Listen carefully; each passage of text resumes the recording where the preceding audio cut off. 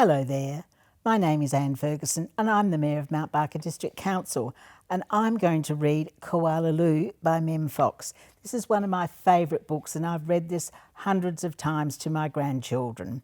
And here goes. There once was a baby koala, so soft and round that all who knew her loved her. Her name was Koala Lou. The emu loved her, the platypus loved her, even tough little koala claws next door loved her. But it was her mother who loved her most of all.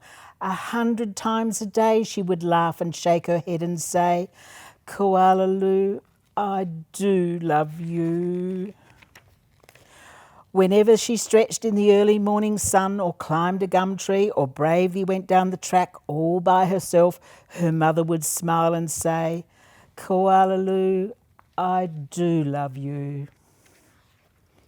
The years passed and other koalas were born, brothers and sisters for Koala Lou. Soon her mother was so busy she didn't even have time to tell Koala Lou that she loved her, although of course she did.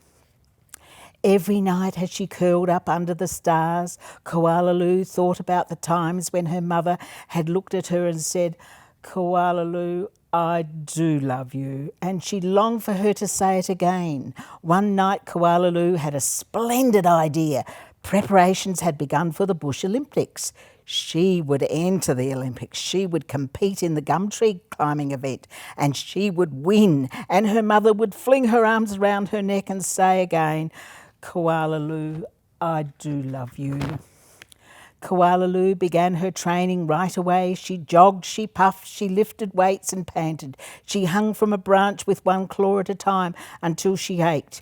She did push-ups till her stomach hurt, and then last of all she climbed the tallest tree she could find over and over again. Sometimes her mother would watch out for her and ask, "How you going, Blossom?" "Fine, just fine," Koala Lou would reply. At last the day of the Bush Olympics arrived. Koala Claus had entered the gum tree climbing and everyone knew how fast she was. But Koala Lou wasn't scared. She saw her mother in the crowd and she imagined her saying again, "Koala Lou, I do love you," and her heart filled with hope.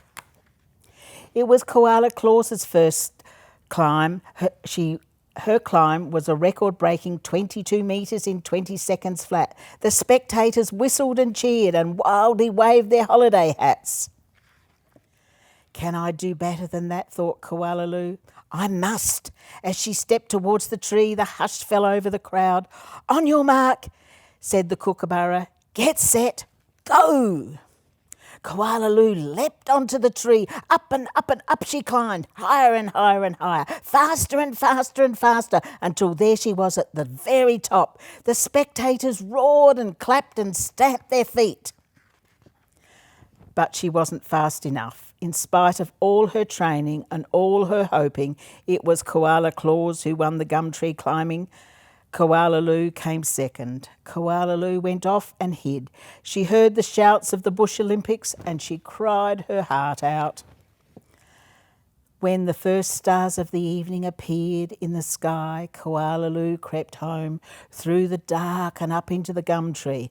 Her mother was there waiting for her. Before she could say a word, her mother flung her arms around her neck and said, "Koala Lou, I do love you. I always have and I always will." And she hugged her for a very long time. Wasn't that a fabulous story? Thank you.